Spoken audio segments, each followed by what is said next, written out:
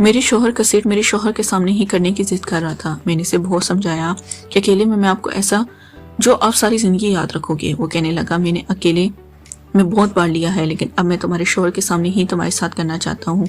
मैं काफ़ी मना करती रही, लेकिन वह नहीं माना। इसने मेरे शौहर को बुला लिया और सामने सोफे पर बिठा दिया। बेड पर मैं और मेरा नाम शहनाज है। मेरी उम्र 39 साल है। मैं लाहौर में रहती हूँ। मेरी बचपन में ही शादी हो गई थी।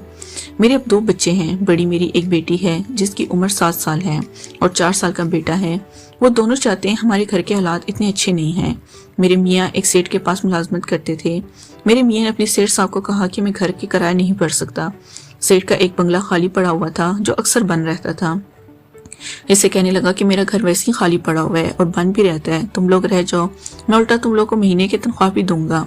मेरे मियाँ शक्लो सूरत में कोई इतना अच्छा नहीं था। वो दुबला पतला था और रंग भी इसका सांवला था। मेरी जसामत बहुत खूबसूरत बनी थी। जो भी मर्द मुझे देखता तो मदहोश हो जाता। वो अक्सर लोग कहते हैं कि मैंने ऐसे मियाँ से शादी क्यों कर ली जो कि गरीब भी है और दिखने में कोई अच्छा भी नहीं है। मैं इनको क्या बताती कि मैं सिर्फ 15 साल की थी जब मेरे माँ बाप ने मेरी शादी वट्टे सट्टे के तख्त की थी। मेरे भाई के लिए इन्होंने रिश्ता लिया था और मैंने अपने भाई की कुर्बानी दी थी। जैसे जैसे मेरी उम्र बढ़ रही थी, मेरा वजूद भी अपने जोबन में आ रहा था। मेरे हुस्न में भी निखार आ रहा था। अब जाकर मैं 29 साल को पहुंच चुकी थी तो मुझे ये हुस्न की बारिश हो चुकी थी। एक दिन मेरे मियाँ के साथ इसका सेठ भी हमारे घर आया। मेरे मियाँ ने इसको अपने घर की हालत दिखाने के लिए लाया। जब इसकी नज़र मुझ पर पड़ी तो मुझे देखता ही रह गया। मुझे बिल्कुल भी अंदाज़ा ना था क्यों मुझ पर इतना फिदा हो जाएगा और इतना खर्च करेगा। खैर, इस टाइम 2 मिनट मुझे देखता रहा और ये बात मेरे मियाँ को पता थी कि इसका मालिक मुझे किन नज़रों से देख रहा है। इसके जाने के बाद मुझे मेरे मियाँ ने कहा, लगता है मेरे सेठ को तुम पसंद आ गई हो। देखो शहनाज, हमारे पास बहुत अच्छा मौका है अपनी ज़िंदगी संवारने का। वैसे वो तुम पर आशिक हो गया, तुम इससे पछताओ। वो बहुत अमीर है, पैसे वाला है। मैंने अपने मियाँ को बुरा भला कहा। मैंने कहा, तुम्हें शर्म नहीं आती अपने मियाँ को बोलते हो? लेकिन दिल में मैं इस काम पर राजी तो थी क्योंकि मैं गुर्बत की ज़िंदगी जी के अब तंग आ गई थी और मैं भी सुकून चाहती थी, कोई सुकून भरी ज़िंदगी और खाने को भी तरसती रह गई। हालांकि हमारी ज़िंदगी में से कई दिन और कई ईदें आई जब हमारे पास खाने को भी बिल्कुल नहीं होता था। क्योंकि मैं गरीब ख़ानदान से आई थी, मेरी माँ ने भी ऐसी ज़िंदगी गुजारी थी, तो मेरी माँ ने मुझे ये नसीहत की थी कि तुम भी कभी अपने शोहर को छोड़कर मत जाना और न इसकी गुर्बत को इसका ताना देना। लेकिन अब मैं इनकी गुर्बत से तंग आ चुकी थी। दिन ऐसे गुजर रहे थे। हमसे साहब ने जो इसका घर खाली पड़ा हुआ था वो हमें रहने के लिए दे दिया। मेरा मियाँ सारा दिन इसके साथ होता और वो रात में आता था। एक दिन मेरा मियाँ घर आया तो इसके हाथ में एक स्क्रीन वाला मोबाइल था। मैंने जब मोबाइल देखा तो मैं समझी कि मेरा मियाँ अपने लिए लाया होगा, लेकिन मैं तो हैरान हो गई। वो मुझे कहने लगा, सेठ साहब ने दिया है, वो तुम्हें गिफ्ट दिया। मैं तो दिल में बहुत खुश हूँ। इसको बोलने लगी, तुम्हें शर्म नहीं आती? कोई तुम्हारी बीवी को गिफ्ट देता है और तुम लेके आ जाते हो। तुम्हें शर्म नहीं आती? कोई तुम्हारी यार इसमें क्या बात है? सेठ साहब ने खुशी से गिफ्ट दी है। वो तो कह रहा था कि जल्दी वो हम लोगों को दावत पर बुलाएगा। फिर मैं खामोश हो गई। इस मोबाइल में एक सिम भी लगी हुई थी। अगले दिन मेरा शोर भी काम पर चला गया। अब मुझे पता था सेठ साहब ने जब भी मोबाइल दिए तो मुझे फ़ोन भी लाजमी करेगा। अगले दिन दोपहर को देखा नंबर पर इसने मुझे अपना नाम बताया और मुझे कहा, आपको गिफ्ट पसंद आया? मैंने इसे कहा, साहब जी इतनी तकलीफ क्यों की? इसकी क्या ज़रूरत थी? ये तो बहुत महंगा है और मैं इसे क्या करूँगी? फिर वो कहने लगा, शहनाज मैंने जब से तुम्हें देखा है मैं तो हैरान हूँ कि तुम मेरे मुलाजिम की बीवी हो, इतनी खूबसूरत। मैं तो समझता था कि शायद कोई गाँव वाली जैसी होगी, ऐसी सावली सी सूखी पतली, लेकिन तुम तो शहर की औरतों से भी ज़्यादा हसीन और खूबसूरत हो। यकीन करो शहनाज, तुम तो मेरी बीवी से भी ज़्यादा हसीन हो। साहब ने मेरी बहुत तारीफ़ की थी, सुनकर मैं बहुत खुश हो रही थी। फिर वो कहने लगा, तुम्हें कुछ भी ज़रूरत हो मुझे भले झिझक किसी भी वक्त फ़ोन कर लेना। मुझे पता था मेरा सेठ मुझ पर इतना मेहरबान क्यों हो रहा था। शायद मेरे साथ अपनी दिली ख्वाहिश पूरी करना चाहता था, लेकिन मैं जिस तरह बता चुकी हूँ कि मैं गुर्बत भरी ज़िंदगी से तंग आ चुकी थी, इसलिए मैं भी इसकी जाल में फंस गई थी। एक दिन रात को सेठ साहब का फ़ोन आया। मुझे कहने लगा, हाँ अपने बच्चों को मत लाना। जब सेठ साहब ने बोला कि अपने बच्चों को मत लाना, मुझे बहुत अजीब लगा। फिर मैंने इसे कहा कि हम बच्चों को कहाँ छोड़ेंगे, यहाँ तो हमारा कोई जानने वाला भी नहीं है। फिर वो कहने लगा, 2 घंटे की तो बात है, वापस घर पहुंच जाओगे। मैंने सोचा चलो ठीक है। सेठ साहब ने हम पर इतने एहसान किए, मेरे रहने के लिए घर दिया, मुझे कितना महंगा मोबाइल भी दे दिया। मैं इसे मना नहीं कर पाई। मैंने इसे कहा, मेरे शोहर को भी बता दीजिएगा क्योंकि वही मुझे आपके घर का मालूम नहीं है, मैंने कभी आपको देखा नहीं। वो मुझे कहने लगा, मुझे पता तो था कि सेठ साहब ऐसा क्यों कह रहा है, लेकिन मैं समझती थी कि हमारे नए ताल्लुकात हैं, वो इतना आगे थोड़ी जाएगा। रात को 10 बजे जब मेरा शोहर आया, मुझे कहने लगा, शहनाज सेठ साहब का फ़ोन आया था। मैंने इसे बताया है। वो कहने लगा, हाँ सेठ साहब हमें कल अपने फार्म हाउस पर दावत पर बुला रहे हैं। जब मेरे शोहर ने फार्म हाउस का नाम लिया तो परेशान हो गए। میں نے کہا فارم ہاؤس پر کیوں؟ لوگ تو گھر پر دعوت دیتے ہیں، وہ ہمیں فارم ہاؤس پر بلا رہے ہیں۔ تو کہنے لگا ہاں عجیب تو ہے، مجھے بھی عجیب لگا لیکن میں اسے منع نہیں کر پایا، آخر اس کے اتنے احسان ہیں ہم پر۔ پھر میں خاموش ہو گئی۔ میں نے کہا چلو 2 گھنٹے کی تو بات ہے، آگے سے سیٹھ صاحب سے میں بات کر لوں گی۔ خیر رات ایسی گزر گئی۔ اگلے دن میرا شوہر کام پر گیا، مجھے کہا کہ رات کو 8 بجے تک تیار رہنا، میں تمہیں ساتھ لے جاؤں گا۔ اس سے پوچھا کہ میں سیٹھ صاحب نے تمہارے ڈریسز بیچے ہیں، یہ بہت مہنگے ہیں، تم یہ پہن کے چلنا۔ جب وہ کپڑے میں نے دیکھے تو واقعی بہت مہنگے تھے، ایک ایک جوڑا مجھے 20 سے 25 ہزار روپے کا لگ رہا تھا۔ میں تو اپنی پوری زندگی میں اتنے مہنگے ڈریس نہیں پہنے تھے۔ پھر میں نے کہا جب سیٹھ صاحب نے اتنے مہنگے کپڑے دیے ہیں تو کوئی اچھی سی سینڈل بھی لے دیتا۔ خیر آج میں بہت اچھی تیار ہوئی تھی اور آج میں بہت خوش بھی تھی کیونکہ ہماری غربت ختم ہونے والی تھی اور میں اپنی سیٹھ کی نیت کو جانتی تھی۔ مجھ پر کتنا خرچہ کیوں کر رہا ہے، لیکن میں سمجھتی تھی کہ میں شاید ایک حد تک لوں گی، ایک حد سے آگے نہیں بڑھنے دوں گی۔ رات کو 8 بجے میرے شو کسی کی بائک مان کے لے آئے، ہم دونوں میاں بیوی بائک پر بیٹھ گئے۔ یہ ایک ویران سا کوئی راستہ تھا، آگے گئے تو بڑے بڑے فارم ہاؤس بنے ہوئے تھے۔ ایک گھر کے سامنے میرے میاں نے دروازہ کھولا تو ہم اندر چلے گئے اور 3-4 کمرے بھی نظر آ رہے تھے۔ میرے میاں نے اس کے ملازم سے پوچھا ابراہیم صاحب ابھی تک نہیں آئے؟ تو ملازم کہنے لگے نہیں، انہوں نے فون کیا تھا کہ آج اچھا سا کھانا بنا لینا، وہ بس آنے ہی والے ہیں، چلیں آپ لوگ اندر جائیں بیٹھے۔ ہم اندر بیٹھے، صوفے پر قالین، فرنیچر سب کچھ بچھا ہوا تھا، بہت لائٹنگ چل رہی تھی۔ ایسا گھر میری زندگی میں پہلی دفعہ دیکھا تھا۔ اس ملازم پانی لے آیا، ہمارے سامنے رکھ دیا، میں نے پانی پیا۔ مجھے کسی کی گاڑی کی رکنے کی آواز آئی، ایسا لگا جیسے فارم ہاؤس میں کوئی گاڑی آ گئی ہو۔ میرے میاں مجھے کہنے لگے سیٹھ صاحب آ گئے ہیں، وہ کہہ کر باہر چلا گیا۔ پھر باہر دیکھا ابراہیم صاحب، میرے میاں اور اس کے ملازم اندر داخل ہوئے۔ ابراہیم صاحب کے ہاتھ میں ایک عدد پھول تھا، اس کے ہاتھ میں مجھے کہنے لگا شرماؤ نہیں، تمہارا میاں تمہیں کچھ نہیں کہے گا۔ خیر میں نے پھر وہ پھول لے لیا۔ پھر اتنے میں ایک ملازم آیا، کہنے لگا صاحب جی کھانا تیار ہے، کیا لگا دوں؟ ابراہیم صاحب ایک ہال میں چلے گئے جہاں بہت سارے صوفے پڑے تھے۔ میں نے دیکھا تو وہاں پہلے بہت سارا کھانا سجا ہوا تھا، ایسے بھی چل رہا تھا جیسے ہال میں گئی تو یہ ایک ٹھنڈا ہوا کھانا آ رہی تھی۔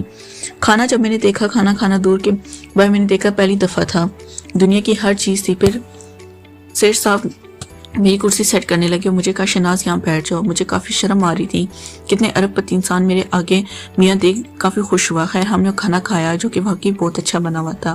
پھر میرے میاں کی موبائل میں بیل ہونے لگی، وہ ہیلو کرتا کرتا چلا گیا۔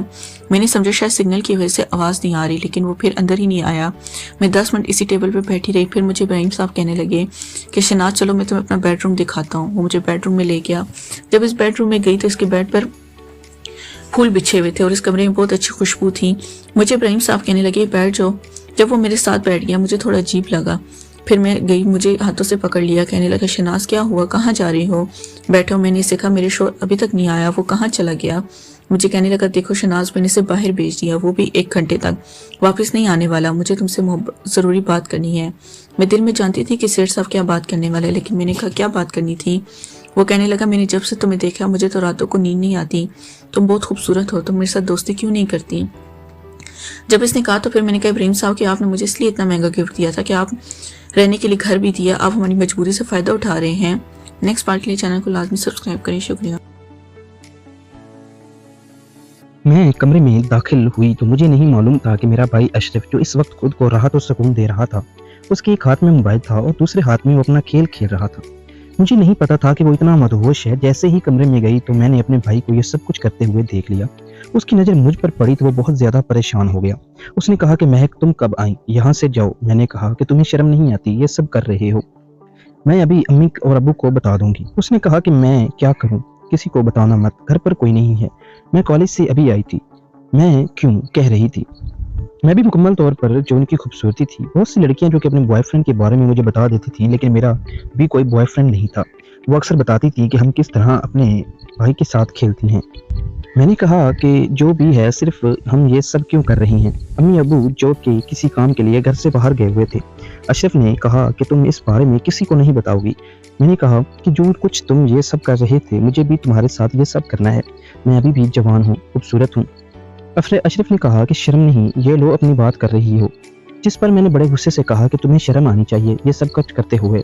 جس پر اشرف نے کہا کہ میری کوئی دوست نہیں، میں نے کبھی کسی دوست کے ساتھ ایسا کچھ نہیں کیا، میں کیا کروں، میں ابھی جوان ہوں، اس وجہ سے میں اپنے آپ کو سنبھال نہ دوں، لے لیا کروں۔ اس پر میں نے کہا کہ میں ہوں نا تمہارے ساتھ، یہ سب کچھ ہم مل کر کرتے ہیں۔ میں نے کہا کہ میں ایسا نہیں کر سکتا، میں تم جہاں سے جاؤ۔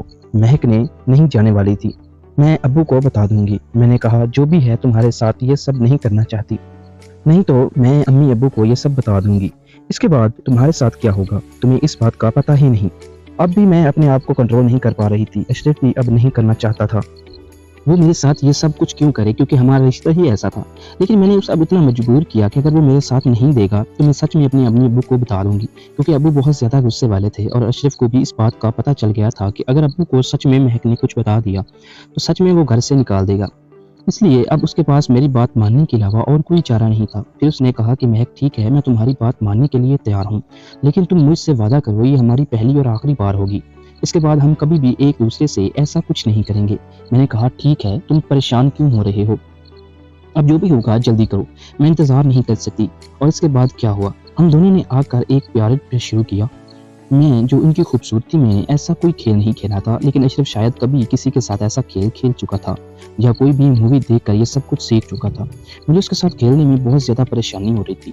وہ کافی دیر سے کوشش کر رہا تھا لیکن صحیح طور پر نہیں کھیل پا رہا تھا۔ میں نے کہا چلو رکو، میں ابھی آ رہی ہوں۔ کچھ دیر بعد میں کمرے میں، اور وہاں سے میں نے تو سن لیا تھا، وہ اکثر میں استعمال کرتی تھی، یہ بہت ہی پیارا تھا اور اکثر کھیلنے میں مدد کرتا تھا۔ میں نے جب اسے یہ دیا تو اس نے کہا کہ میں نے کہا اسے دیکھ لو، اب بھی تم سے کام نہ ہو پائے تو پھر کیا کرو گے؟ مجھے اب اس بات پر بہت زیادہ ہینک ہو رہی تھی کہ میرے بھائی لوگوں کو دیکھ پر اس بات کو نہیں سمجھا پا رہے۔